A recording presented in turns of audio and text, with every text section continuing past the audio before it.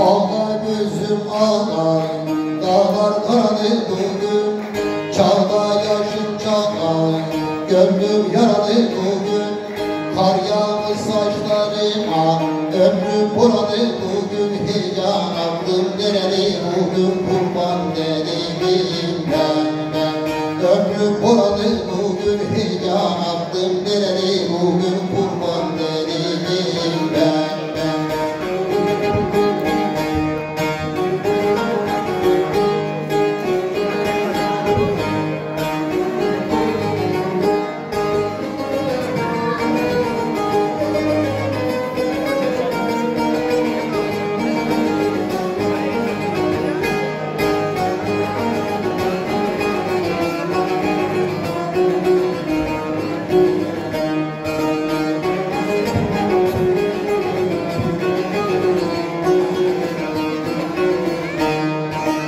Ellerin bahçesinden gülden bana ver canım.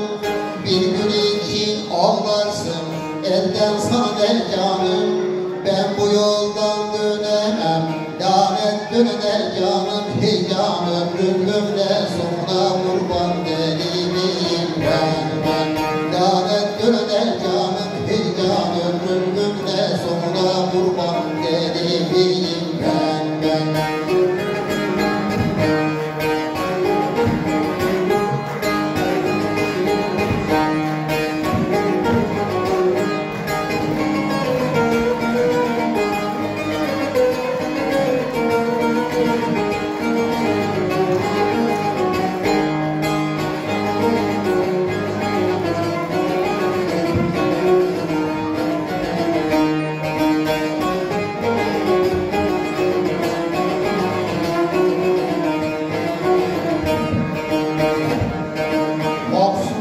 Ah diyerek yandı gene canım.